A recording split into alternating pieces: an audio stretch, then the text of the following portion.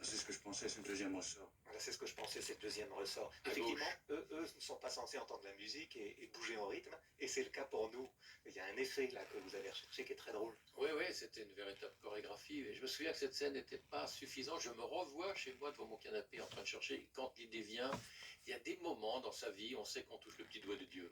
C'est un peu prétentieux ce que je dis là, mais on sait qu'on a trouvé, quoi. Et moi, je me suis dit, en revoyant cette scène, qu'il y avait un côté de Chaplin. Faut que je repasse 3 fois, mais ça c'est Oui, normal. absolument, oui. Bah, Chaplin, Buster Keaton, faisons des références, hein, Tex Avery, tout ça. Qui sont celles aussi de Christian Mais Hegg. bien sûr, bah oui. Christian Hegg.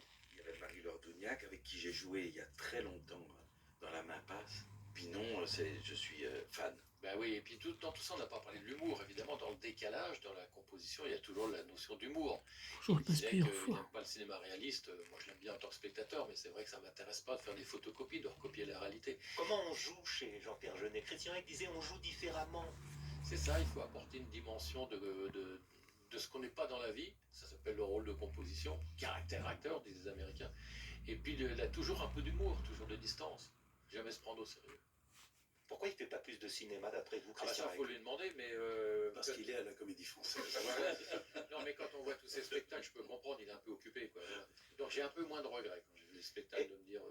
Oui, Éric Ruff qui laisse quand même beaucoup de liberté à ses comédiens. Souvent, vous les laissez faire des cabarets, ils ont envie de chanter, ben, vous leur dites, vas-y, propose-moi quelque chose, et fonce. Dis à tes petits camarades de venir avec toi. Christian Hegg est marié à Valérie Le Sort, comédienne plasticienne. Faites des mises en scène, et même ailleurs. Ça permet de faire des échappées belles à l'intérieur de la maison. Et quand on peut pas, je donne des autorisations évidemment pour qu'ils puissent le vivre à l'extérieur.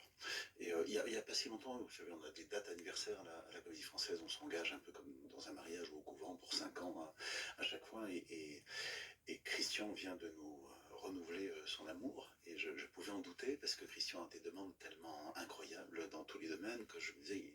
tout à fait légitime qu'il puisse me dire, écoute Eric, j'ai vécu un très bon moment, mais il faut que j'assouvisse toutes mes carrières. Et le fait qu'il reste a été pris évidemment avec beaucoup de joie de ses camarades, et je pense que ça correspond sans doute à un besoin fondamental de Christian aussi. Il a un art solitaire, il plaisantait en disant, vous savez que j'aime aussi beaucoup les gens et pas que les accessoires, mais je pense que la camaraderie qu'il y a dans une troupe, le fait de retrouver les mêmes camarades, le fait d'avoir des camarades avec qui on a fait 3, 4, 5, 6 spectacles, Moi, je qui se pense. développe et qui est, je pense, très, très important. Est-ce que c'est la notion de camaraderie qui vous fait peur dans la troupe? Aussi, il n'y a pas que, mais oui, c'est rentré fort dans la balance.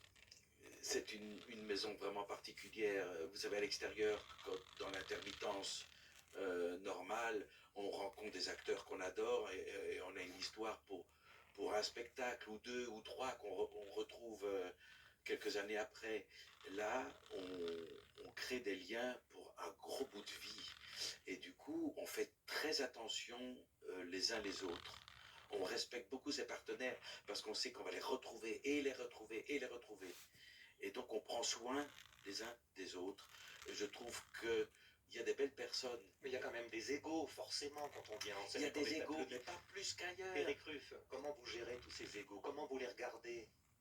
C'est la grande maxime de la Comédie Française. Simul et singuli, c'est le être qui est important, c'est-à-dire de l'art d'être ensemble et de l'art de rester singulier, de justement pouvoir avoir la balle sur le filet au milieu.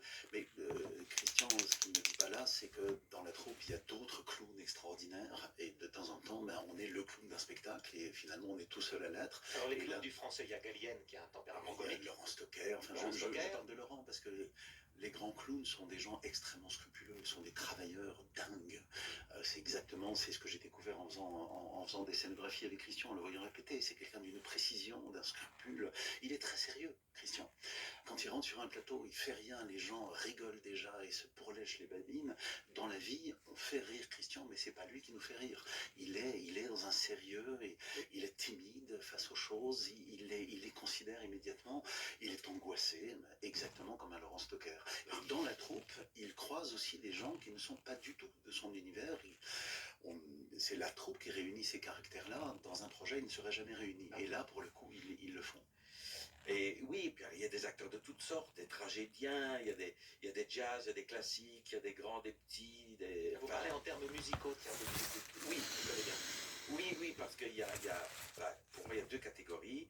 Il y a les comédiens jazz qui sont capables de ça revient aussi à la fameuse question comédien, outil ou créateur.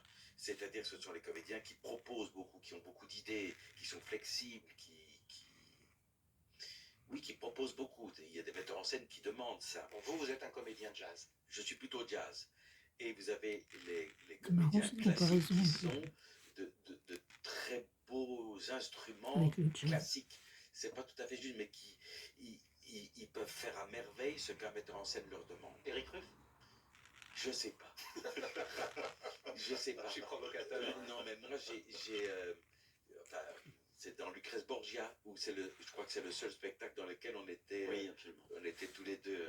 Et moi, là pour le coup, j'étais extrêmement impressionné par son jeu. C'était d'une puissance, mais je le sentais assez libre. Oui, oui. Mais on se mélange des codes, c'est ça qui m'amuse. Je me souviens d'une discussion sur le Nautilus. Il fallait faire le sous-marin. À l'époque Au de Vieux Fanny Colombier, Giscard. le Vieux Colombier, c'est un petit théâtre, mais en termes de sous-marin, c'est très très grand comme sous-marin. Donc il fallait qu'on confine l'espace, parce que les gens dans un sous-marin se cognent partout. Et il y avait du théâtre noir devant, donc j'étais obligé de mettre un système pour les marionnettes qui étaient devant, j'étais obligé de reculer le Nautilus. Et donc je dis attention Christian, parce que les acteurs vont se sentir loin, ils vont vouloir avancer. Et donc je dis mais c'est pas grave, ils peuvent avancer jusqu'à l'avant-scène. Il me dit non, parce que là ils vont être dans l'eau.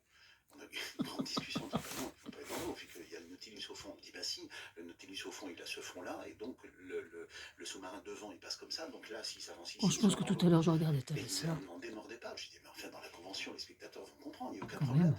Puis on a fini par conclure. Je lui disais, mais c'est dingue, si tu fais venir des mérous, c'est un faux mérou, ça ne te dérange pas. Par contre, qu'un acteur avance, il est dans l'eau. On rigolait parce qu'on se mélangeait des conventions là-dessus. C'est tout l'intérêt de cette